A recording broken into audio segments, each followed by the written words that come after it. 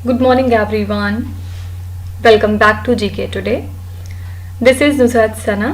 I hope आप सब बिल्कुल ठीक होंगे और आज के सेशन में हम डिस्कस करेंगे 15 नवंबर के सबसे most important current affairs. Screen पे कुछ कीवर्ड्स लिखे हुए हैं और इन्हीं के बारे में आज के सेशन में हम बात करेंगे. जैसे कि हम देखेंगे अंतरिक्ष अभ्यास 2024 कहाँ पे हुआ है, national MSME cluster outreach programme के रिगार्डिंग कुछ इंपॉर्टेंट पॉइंट्स चेकआउट करेंगे. Subansiri lower hydroelectric project देखेंगे कौन से 2 स्टेट्स का है. वर्ल्ड न्यूमोनिया डे देखेंगे कब ऑब्जर्व हम करते हैं. Shigeru Ishiba Indian constitutional manuscript, IBSF world billiards championship, fast interceptor craft और लास्ट में वेन्यू देखेंगे all India police athletics cluster championship की. ठीक है, तो ये क्रक्स रहेगा आज के सेशन का. इन्हीं के बारे में हमारा सेशन डेडिकेटेड रहने वाला है आज का. आइए स्टार्ट करते हैं फर्स्ट क्वेश्चन के साथ. Where was the space exercise Antariksh Abhyas 2024 inaugurated? अंतरिक्ष अभ्यास 2024 का उद्घाटन कहां पर किया गया है? The correct answer is B option, New Delhi. Defence space agency ने लॉन्च किया है इंडिया की फर्स्ट स्पेस एक्सरसाइज जिसका नाम है अंतरिक्ष अभ्यास 2024. कहां पे? नई दिल्ली में. इस एक्सरसाइज का पर्पस क्या है? जो भी ग्रोइंग थ्रेट्स हैं to the space based assets and services उनको एड्रेस करना और बेसिक एम है कि हम अपने नेशनल स्ट्रेटेजिक स्पेस ऑब्जेक्टिव्स को सिक्योर कर सकें और इंडिया के स्पेस कैपेबिलिटीज को इंटीग्रेट करवाएं इनटू द मिलिट्री ऑपरेशन. ये जो एक्सरसाइज है इससे हमारी अंडरस्टैंडिंग बढ़ेगी कि किस तरह से ऑपरेशनल डिपेंडेंसीज हैं ऑन द स्पेस एसेट और इसी के साथ हम अब डिफरेंट वल्नरेबिलिटीज को भी आइडेंटिफाई कर सकते हैं कि क्या स्पेस सर्विसेज डिसरप्टेड है या नहीं. और पार्टिसिपेंट्स इसमें कौन कौन हो गए, जैसे कि डिफेंस स्पेस एजेंसी है, आर्मी है, नेवी, एयरफोर्स और हमारी स्पेशलिस्ट ब्रांचेस जैसे कि defence cyber agency, defence intelligence agency and strategic forces command. Okay, तो याद रखिएगा ये हमारी फर्स्ट ऐसी एक्सरसाइज है जिसका नाम है अंतरिक्ष अभ्यास और इसको इनॉग्रेट किया गया बी ऑप्शन नई दिल्ली में. ओके, डिफेंस स्पेस एजेंसी की यहाँ पे अगर हम बात करें तो कब इसको स्टैब्लिश किया गया था? 2019 में, अप्रैल मंथ के 2019 में. और कौन रिस्पॉन्सिबल है for the overall command of defence space agency? So this is the chief of defence staff. आपको बताना है कि प्रेजेंट में हमारे सीडीएस कौन है. कौन सी कमांड है जो कि इनकम्पास करती है इंडिया के यूनिफाइड स्पेस ऑपरेशंस को under the defence space agency? It is the IDs integrated defence staff. Fine, अगली स्लाइड में चलिए हम डिफेंस करंट अफेयर्स रिवाइज कर लेते हैं. The first question is what kind of missile is IRIS-T missile recently seen in the news? IRIS-T missile किस तरह की मिसाइल है? तो ये एक एयर टू एयर मिसाइल है, यानी कि एयर से लॉन्च की जाती है और एयर में ही ये वर्क करती है. IDEX is a scheme of which ministry? IDEX function करती है under defence ministry. India's first Gati Shakti research chair has been established at which institute? India की first Gati Shakti research chair establish हो चुकी है IIM शिलोंग में. What is the term for warfare that employs non-traditional methods like cyber and psychological tactics? यहाँ पे answer हो जाएगा hybrid warfare. INS Ranvir belongs to which type of class? ये शिप जो है रणवीर ये बिलोंग करती है राजपूत क्लास को. What is INS Brahmaputra recently mentioned in the news? ये एक गाइडेड मिसाइल फ्रिगेट है. What is the name of the joint military exercise between India and the US recently held in the Rajasthan? India और US के बीच में होने वाली exercise है युद्धाभ्यास जो पिछले दिनों राजस्थान इंडिया में हुई है. ठीक है, आपसे ये भी पूछा जा सकता है कि युद्ध अभ्यास कौन सी 2 कंट्रीज के बीच में होने वाली एक्सरसाइज है? आंसर हो जाएगा India and the US. Okay, question number 2 देखेंगे. Which ministry recently launch the national MSME cluster outreach programme? हाल ही में किस मंत्रालय ने राष्ट्रीय MSME क्लस्टर आउटरीच कार्यक्रम को शुरू किया है? The correct answer is B option, finance ministry. हमारी फाइनेंस मिनिस्टर कौन है? निर्मला सीतारमन. इन्होंने लॉन्च किया है national MSME cluster outreach programme को और ये जो प्रोग्राम है ये जॉइंट एफर्ट है by the department of financial services and SIDBI. Okay, SIDBI का full form small industries development bank of India. Purpose यहाँ पे क्या है? MSMEs को सपोर्ट करना इंडिया के अंदर. इस इनिशिएटिव से फाइनेंशियल एक्सेस इन्हांस होगा और रिसोर्सेज बढ़ेंगे MSMEs के लिए, इससे उनकी ग्रोथ फॉस्टर हो जाएगी. तो ये जो प्रोग्राम है इसका एक और पर्पस क्या है कि MSME क्लस्टर्स को मजबूत बनाना और उनकी स्पेसिफिक नीड्स को एड्रेस करना. ठीक है, तो मिनिस्ट्री ऑफ फाइनेंस ने हाल ही में लॉन्च किया है national MSME cluster outreach programme. Okay, यहाँ पे अगर हम सिडबी की बात करें तो कौन से साल में सिडबी को स्टैब्लिश किया गया था? 1990 में। और इसका हेडक्वार्टर्स कहाँ पे है? तो आंसर है लखनऊ में, ठीक है। और कौन सी ऑर्गेनाइजेशन से सिडबी इमर्ज होता है? So that is the IDBI, industrial development bank of India. SIDBI का फुल फॉर्म जस्ट मैंने आपको बताया है, small industries development bank of India, ठीक है। अगली स्लाइड में चलिए हम कुछ स्कीम्स देख लेते हैं, government schemes national as well as state level की। Which ministry has recently launch Deendayal Sparsh Yojana? Deendayal Sparsh योजना को लॉन्च किया था मिनिस्ट्री ऑफ कम्युनिकेशंस ने। Subhadra scheme is the largest women centric scheme of which Indian state? ये सबसे बड़ी वुमेन सेंट्रिक स्कीम है उड़ीसा स्टेट के। मुख्यमंत्री बाल आशीर्वाद योजना was launched by which Indian state? इस योजना को लॉन्च किया था मध्य प्रदेश की सरकार ने। Which state government recently launch the Darshini programme to offering immersive educational tours to the student? ये लॉन्च किया था तेलंगाना ने। Pradhanmantri Jeevan Yojana comes under which ministry? ये फंक्शन करता है under ministry of petroleum and natural gas. Which ministry is responsible for implementing the integrated development of wildlife habitat scheme recently seen in the news? इस scheme के लिए कौन सी ministry responsible है? So that is ministry of environment, forest and climate change. One family one identity scheme is associated with which Indian state? ये scheme related है UP के साथ, ठीक है। क्वेश्चन नंबर 3 है, Subansiri lower hydroelectric project is located on the border of which two state? Subansiri lower जल विद्युत परियोजना किन दो राज्यों की सीमा पर स्थित है? The correct answer is C option, Arunachal Pradesh and Assam, ठीक है। पावर जनरेशन जो है at this controversial Subansiri lower hydroelectric project ऐसे एक्सपेक्ट किया जा रहा है कि अगले साल से शुरू हो जाएगा, यानी कि पावर जनरेट होना इसमें अगले साल से स्टार्ट हो जाएगा।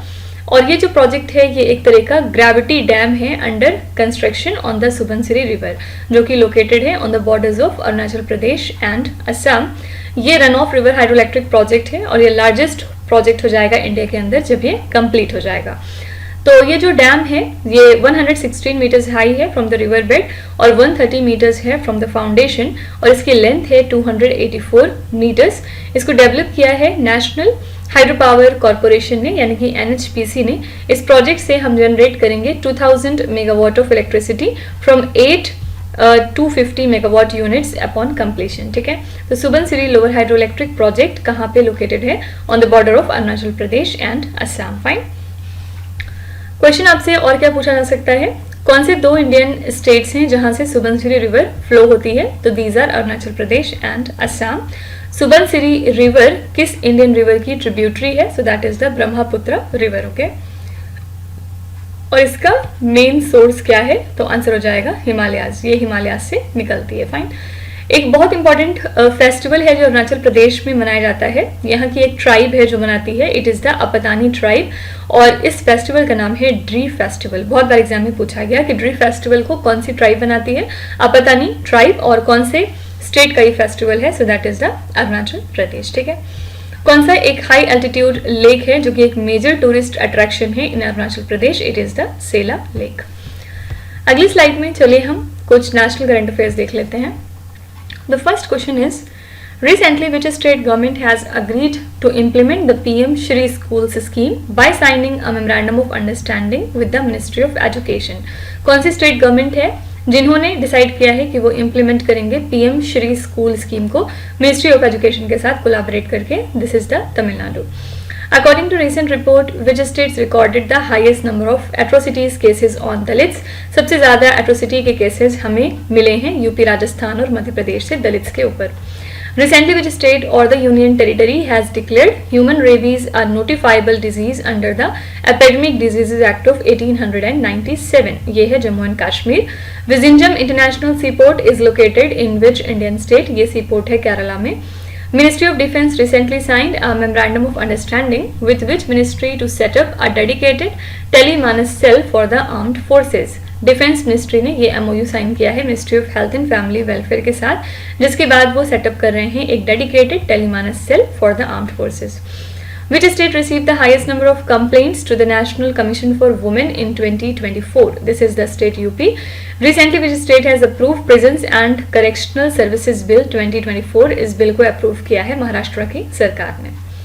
क्वेश्चन नंबर 4 है, Igas Bagwal is a traditional folk festival of which Indian state? Igas Bagwal किस राज्य का पारंपरिक लोक त्योहार है?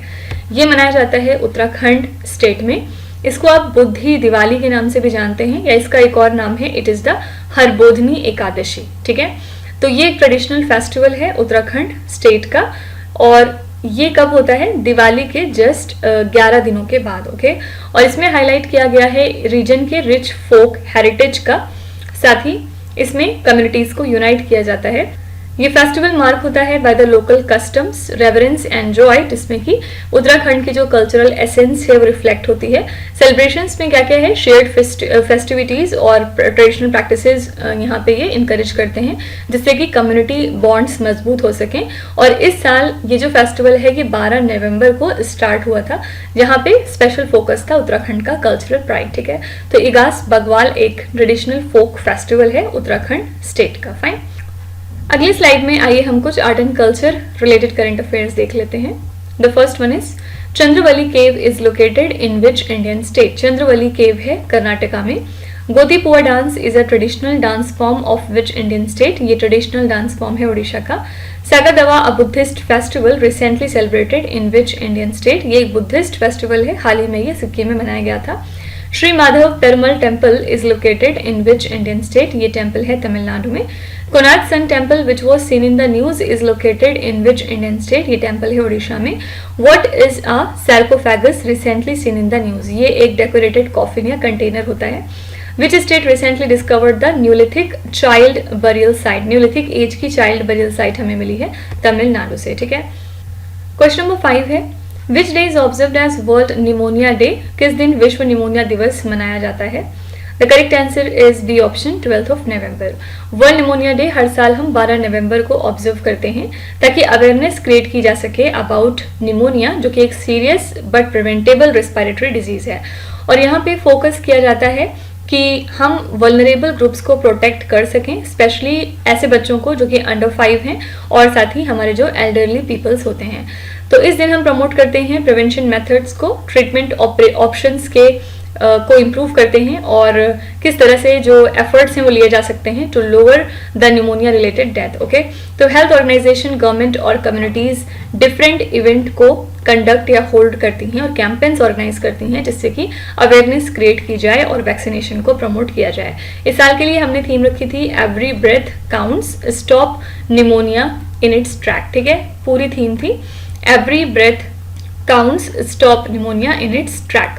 और ये जो थीम है ये स्ट्रेस करती है इस बात पे कि टाइमली डिटेक्शन कितना ज़रूरी है, ट्रीटमेंट और प्रिवेंटिव केयर कितना अर्जेंट है इसके रिगार्डिंग। ठीक है, तो 2 बातें याद रखिएगा। वर्ल्ड निमोनिया डे हम ऑब्जर्व करते हैं 12 नवंबर को, और इस साल के लिए हमने थीम रखी है every breath counts, stop pneumonia in its track. Fine, अगली स्लाइड में चलिए हम डेज एंड इवेंट्स के क्वेश्चंस रिवाइज कर लेते हैं।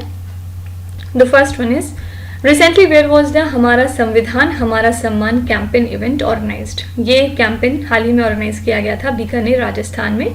Which day celebrated as international day for the elimination of racial discrimination every year?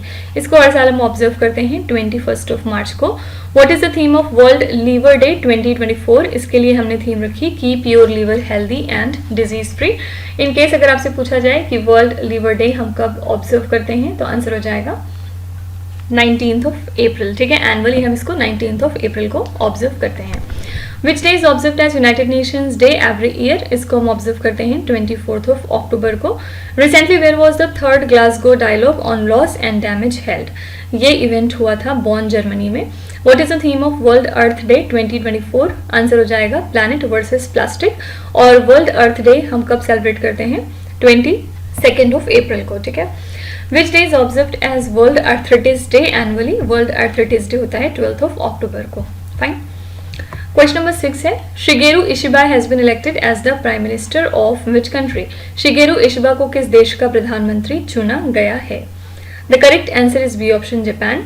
Shigeru Ishiba leader हैं Japan की लिबरल डेमोक्रेटिक पार्टी के, और इनको हाल ही में री इलेक्ट किया गया है as the prime minister of Japan. Okay, इन्होंने बहुत सारे वोट्स जीते दोनों ही हाउसेज में इन द जापान पार्लियामेंट, और इनके अपोजिट में कौन थे? Yoshihiko Noda. ठीक है, इनको 221 वोट्स मिले हैं in the House of Representatives. Which is short of the 233 majority mark, लेकिन फिर भी ये वोट एनफ थे टू सिक्योर हिज पोजीशन।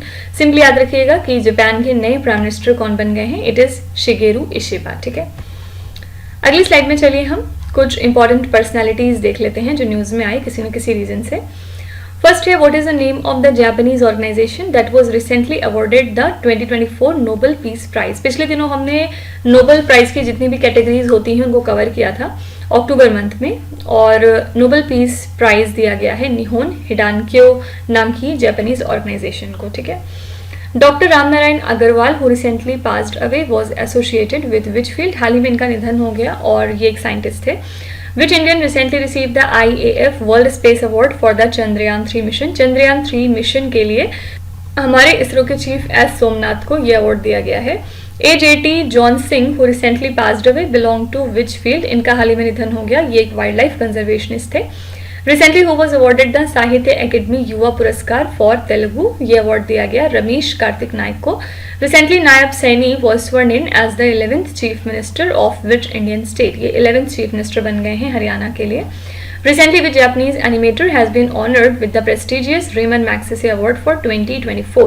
ये अवार्ड दिया गया है हायाओ मियाजाकी को। ठीक है, क्वेश्चन नंबर 7 है, The replica of the Indian Constitution manuscript was showcased at which international event in 2024?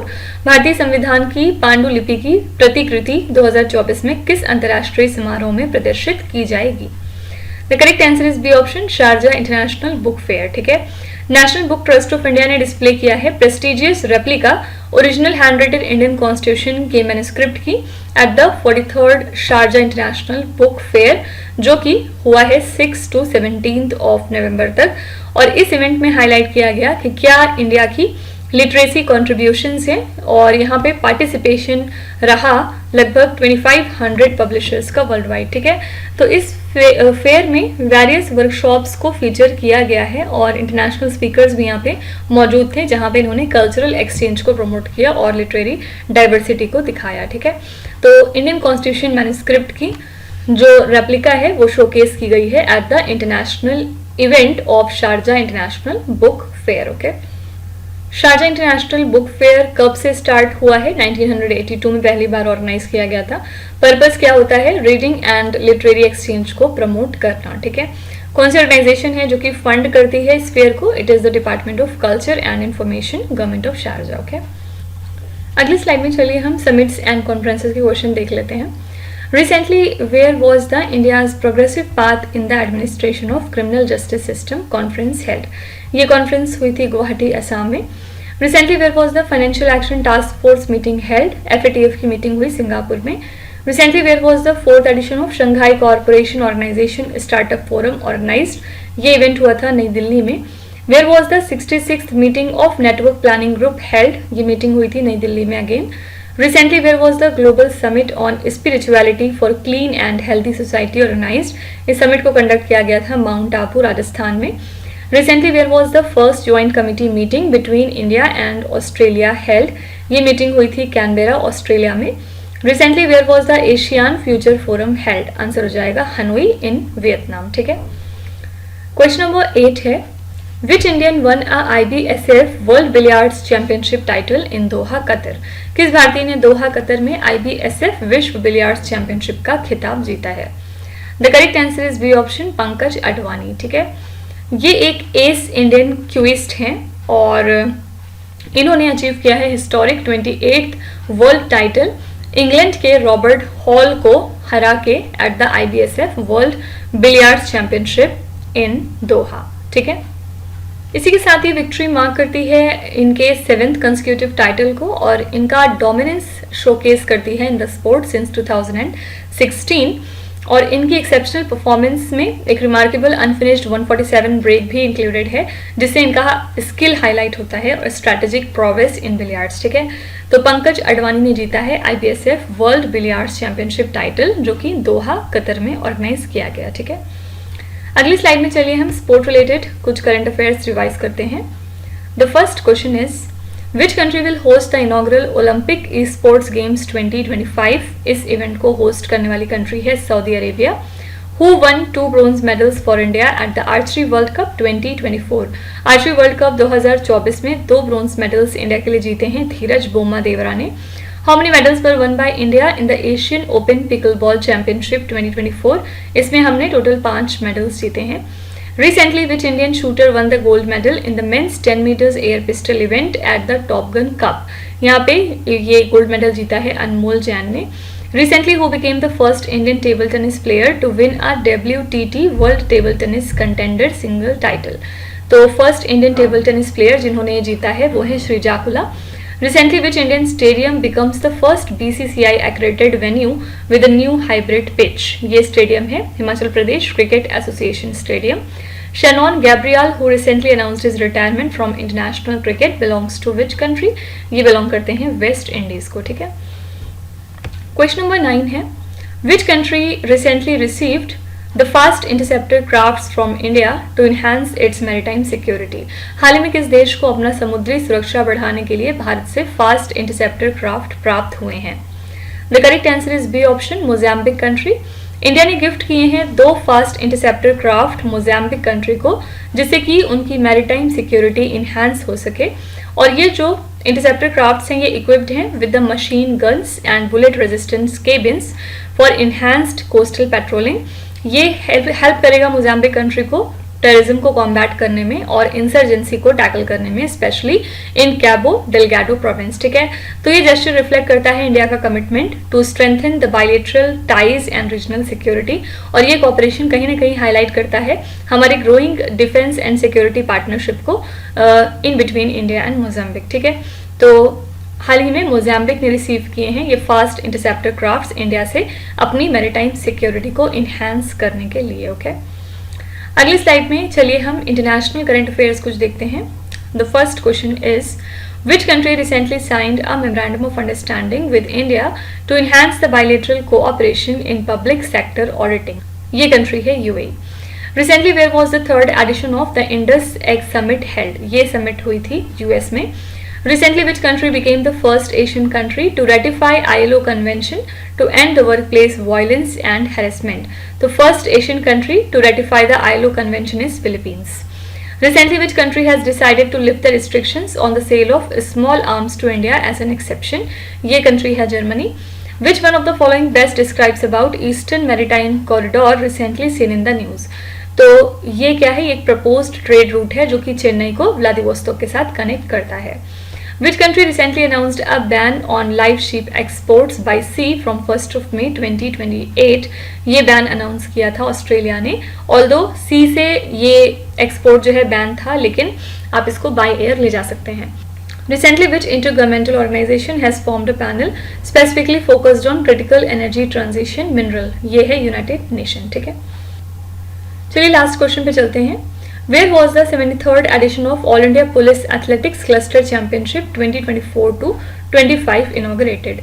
73 Akhil Bharatiya police athletics cluster championship 2024 से 25 का उद्घाटन कहां पर किया गया? The correct answer is C option, New Delhi. Delhi के लेफ्टिनेंट गवर्नर विनय कुमार सक्सेना ने इनॉग्रेट किया है 73rd edition all India police athletics cluster championship का. कहां पे? At Jawaharlal Nehru stadium in New Delhi. यहाँ पे इन्होंने पुलिस पर्सोनल के एफर्ट्स को प्रेज किया है नेशन वाइड, स्पेशली ऐसे जो कि स्पोर्ट्स में एक्सेल करते हैं. More than 1100 police athlete teams 39 states और यूनियन टेरिटरीज से गई थी यहाँ पे इस इवेंट में पार्टिसिपेट करने. और ये जो चैंपियनशिप है ये हाईलाइट करता है पुलिस ऑफिसर्स के अचीवमेंट्स को और प्रमोट करता है फिटनेस को एंड टीम वर्क को इन अक्रॉस द कंट्री. ठीक है.